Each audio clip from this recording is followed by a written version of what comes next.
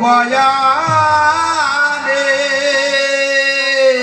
শ্যামলি ধবলি বলে ডাকি ঘনে ঘনে ওরে শ্যামলে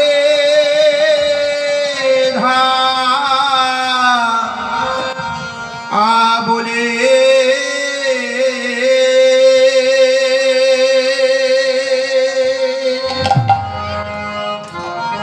শ্যামলি বলে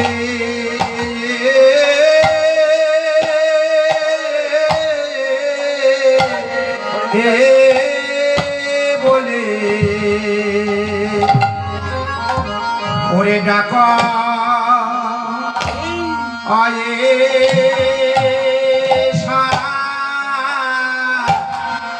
সাঘরে আহা মরি রে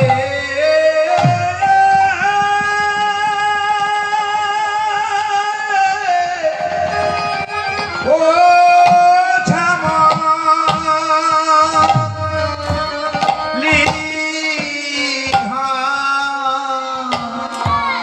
বলে তারা ডাকিতে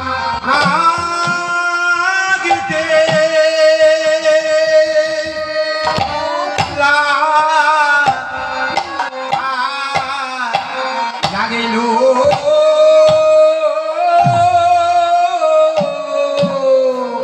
বাবা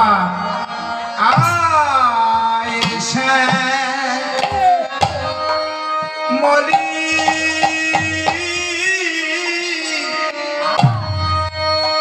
আয় বলি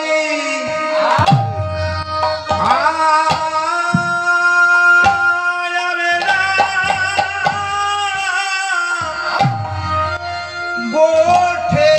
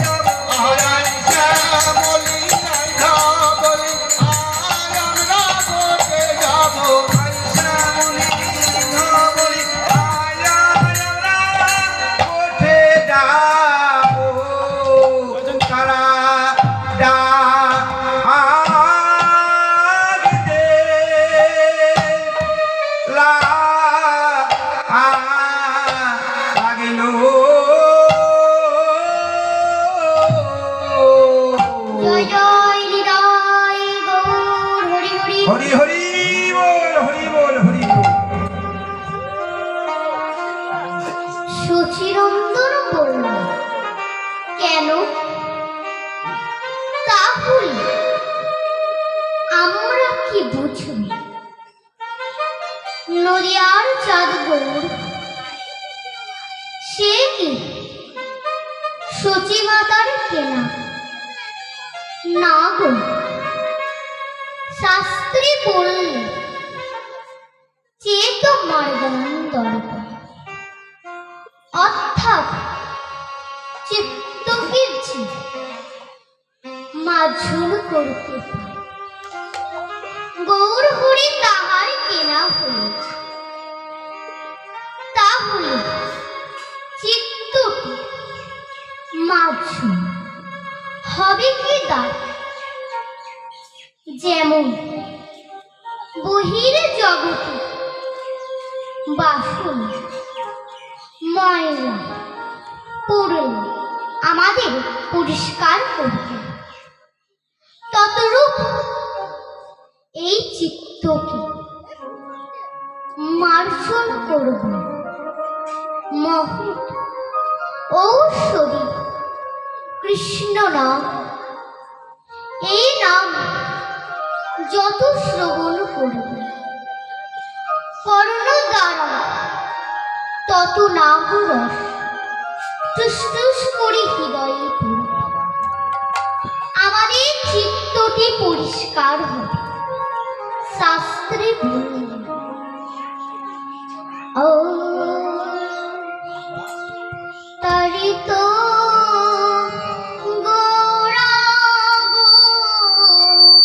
তাই তো গোরা গো, তাই তো গোরা গো, বলি তাই তো গোরা গো, তাই তো গোরা গো। চিত্ত শুদ্ধ করতে পারে, তাই তো গোরা গো। বলি চিত্ত শুদ্ধ করতে পারে, তাই তো গোরা গো। চিত্ত সিদ্ধ করতে পারে, তাই তো গোরা গো। সুধা দ্বারা তারিত গোরা গো। হরে কৃষ্ণ নামে সুধা দানা, তাই তো গোরা গো। হরে কৃষ্ণ নাম সুধা দানা, তাই তো গোরা গো। গৌরী তোমার পোলাপনে, চিত্ত শুদ্ধ করিতে পারে, গৌরে তোমার হইলাম বলে। চিত্ত শুদ্ধ করতে পারে, গৌরে তোমার হইলাম বলে। তাই তো আর চিত্ত গোরা গো।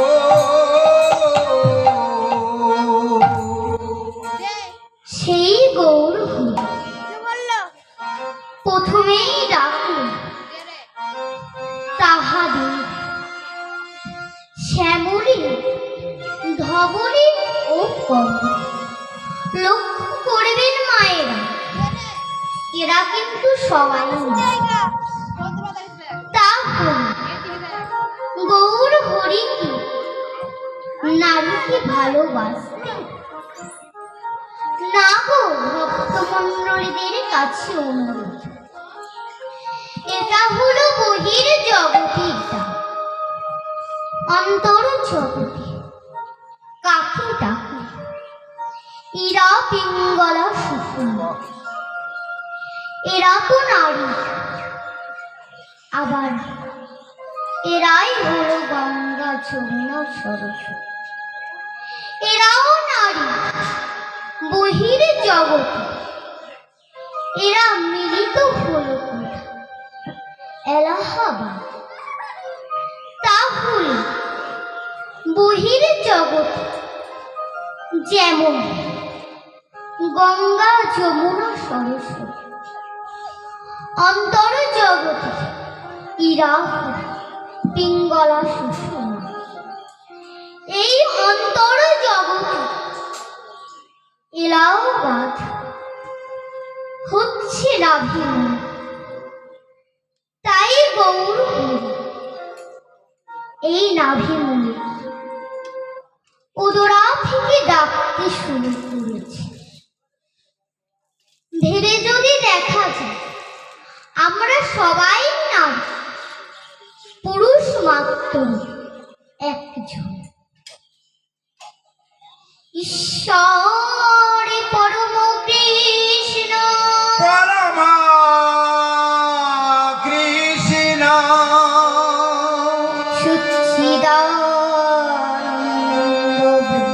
সচ্চিদানন্দ বিগ্রহ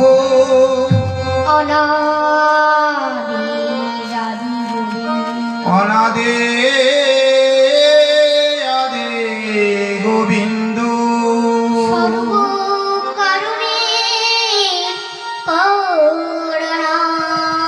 সর্বকারণে কারণ। তাই গৌর প্রথমেই ডাকতে শুনতে পেল দাদা বিদ্যানন্দ।